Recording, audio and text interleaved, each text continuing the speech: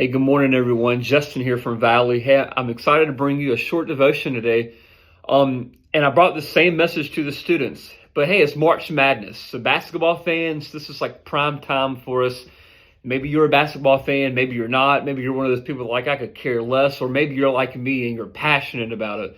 And I'm a Duke fan, so far March has been good to us Duke dudes. Maybe not so much Carolina, but NC State even made the tournament. So look at that, somebody. So just an exciting month for basketball. It's competitive. It brings out the worst and best in people. And so for me, I'm praying that God will help to bring the best out of me, because I can get a little competitive. But you know what? We're going to talk about winning the game. And thing is, I want to discuss 3 keys to winning a basketball game. And what we're going to do is we're going to take those same keys and relate it to our personal lives. But number 1, to win a basketball game, you need a shared vision. In other words, what is the goal for the team? For most teams, the goal is to win a championship. It's to win games, right? And when you have a goal, you have something to shoot for.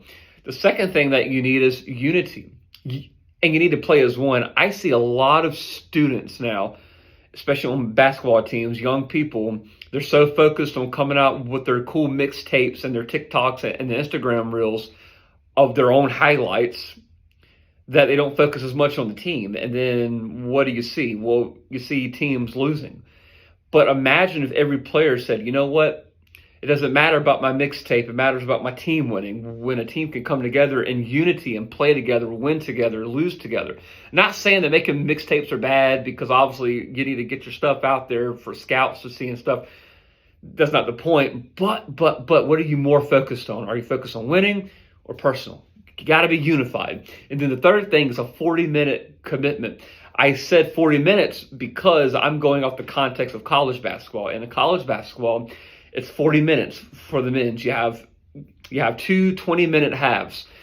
And to win a game in college basketball, you have to play with your best effort from start to finish, from buzzer to buzzer, for the full 40 minutes. I've seen games where a team played great for 35 minutes, but they didn't play good at all for 5 minutes, and that 5 minutes cost them the game.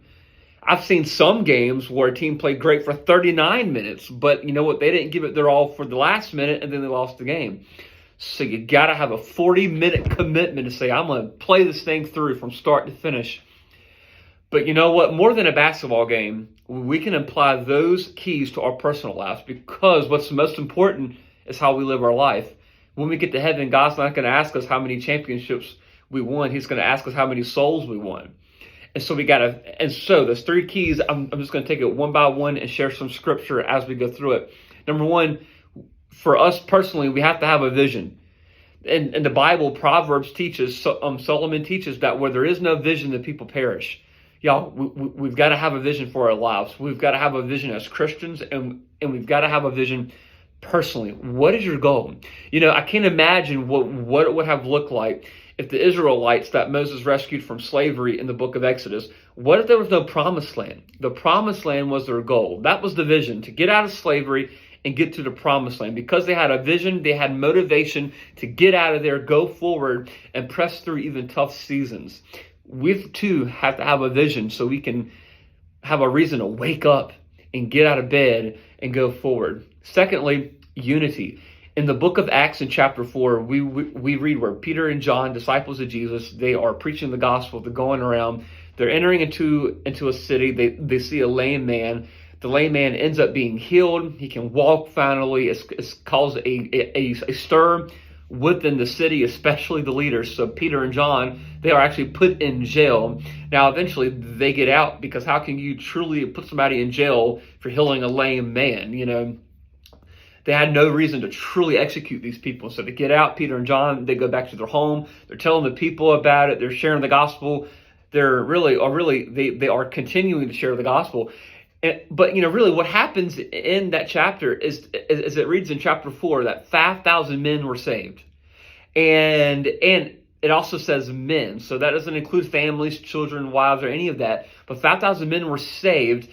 But then it goes on, and now I want to read this verse to you in chapter 4. It goes, and all the believers were one in heart and mind. No one claimed that any of their possessions was their own, but they shared everything that they had. Where there's unity, there's victory. Where there's unity, there's miracles. And when Christians unite, thousands get saved. People get saved. People get restored. People get healed when we're united. Where there's division, there's destruction. And let me tell you, division is straight from the enemy. Division is not from God. Unity is from God. And the third thing, 40-minute commitment. You know what? This is, teachers, hear this out. When you get to heaven, God is going to ask you two questions, okay? And I pray that we all get to heaven. But God's going to ask you, do I know you? Did I know you? He said, many people are going to come to heaven based off good works and all that, but they don't know me. Do you know God? Do you know Jesus? Do you know your Savior? That's going to be the first question. The second question that he's going to ask you, what did you do with the time and the talents that I gave you here on earth? Were you faithful with what I gave you? Did you steward your time and your gifts well? You know, I want to encourage you to don't waste your time and don't waste your gifts. God's given you a gift to encourage, to equip, to teach. Use your gifts. Walk it out. You know, my goal, and maybe your goal too, or should be, is that when I get to heaven, I want to hear from God, job well done, thy good and faithful servant. That's what I want to hear. And so, you know what? Here's our takeaway. We need to get on the same team with the same goal, to live for Christ and to share the gospel through our words and our actions. Now, I get it. You're a teacher. You can't be but so straightforward with the gospel in school, but you can by the way you love. You can love like Jesus. You can have grace like Jesus. You can see the best in people like Jesus did. I mean, think of all the people that Jesus went and he hung out with that the religious experts looked down upon. You can speak the potential in somebody and see it and speak it in those students. There are some students coming up in your room that other people look down upon and judge, but you can be the one that sees the best in them. See your students the way Christ sees them. And so, you know what? Let me get back to the big point is, you know, it's not our job to save people, but it is our purpose and our mandate to live for Christ and share our faith. Live out your faith, share your faith. Let God do the saving. Only God has the power to save a soul. But we have a command to live out our faith, to pursue Jesus, and to tell every single one about him. You know, Christianity is not a competition, so we got to do it together.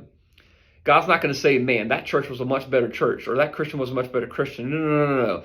God is only focused about the one who is lost, about the one who needs to be saved, about the one who needs to be healed. He's focused on the one. That's why he left the 99 for the one. We've got to get on the same team with the same goal to go after the one, to love people, to love God, and to love people.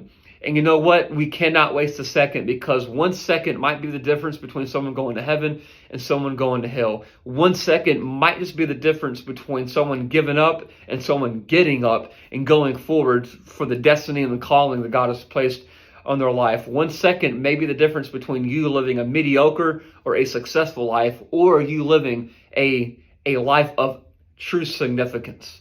I'd rather have a significant life than a successful life. And when we have and when our goal is to just live a life that is full of purpose, significance, that's success, y'all. It's living for God. It's giving them everything we've got. And here's a goal for you, like right now. Live today in such a way that tonight, when you get in bed, you can look back and say, I did not waste the time or the talents that God gave me today. I lived with purpose. I saw the best in people. I spoke it into them. I spoke it out of them. I loved people. Don't shy back. Take advantage of the time God's giving you. And you know what? You might just win this game called life. Living the best life. Living a life full of purpose and destiny and calling. Hey, again, thank you for so much. Thank you for all that you do for this young generation. You know, I believe that revival is here, and it's starting with young people. We've got to pour everything we've got into these young people, because God's going to use this very young generation that really we've kind of failed. God's going to use this very young generation to help change the world. So let's just pour into them every single thing we've got. God bless you.